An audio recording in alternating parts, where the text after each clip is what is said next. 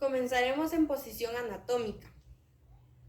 Articulación de la columna cervical, donde tenemos el movimiento de flexión, extensión, hiperextensión sobre el eje transversal y el plano sagital.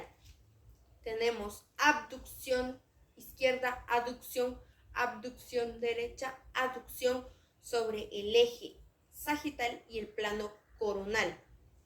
Por lo tanto, si tenemos flexión, extensión, abducción, aducción, tenemos circunducción sobre los ejes transversal y sagital y el plano coronal y sagital. También tenemos rotación izquierda, rotación derecha sobre el eje longitudinal y el plano sagital. Continuamos con la articulación del hombro, donde tenemos flexión 90 grados, flexión 180 grados, flexión 90 grados, extensión sobre el eje transversal y el plano sagital.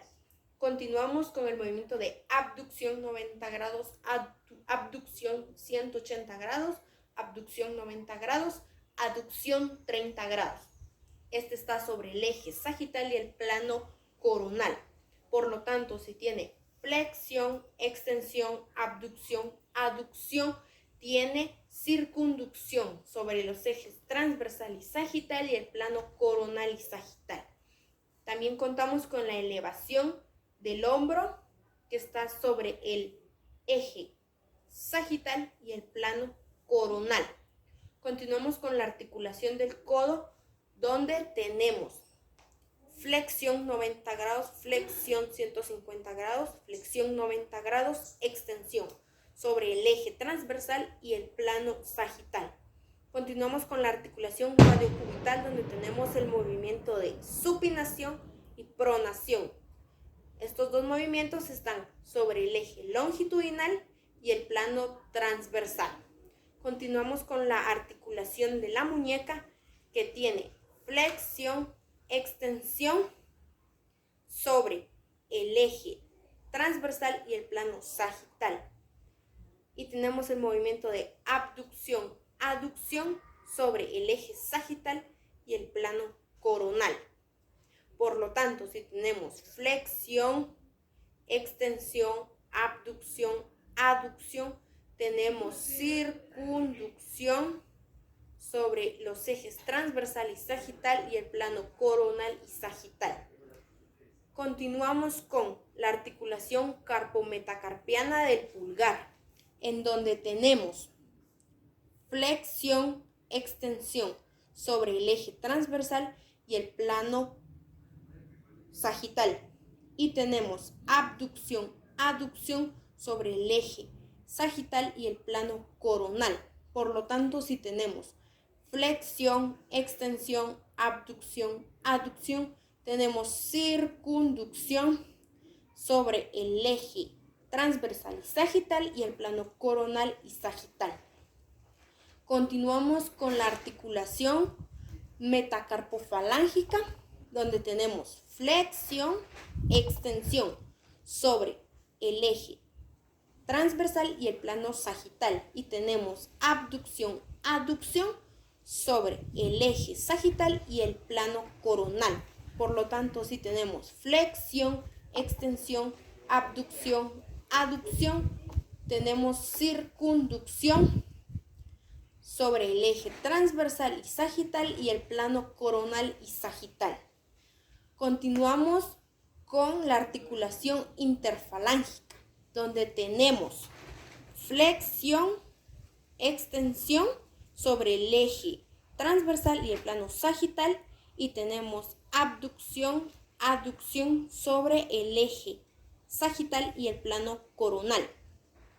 Continuamos con la articulación de la columna dorsolumbar, donde tenemos flexión, extensión, hiperextensión sobre el eje transversal y el plano sagital.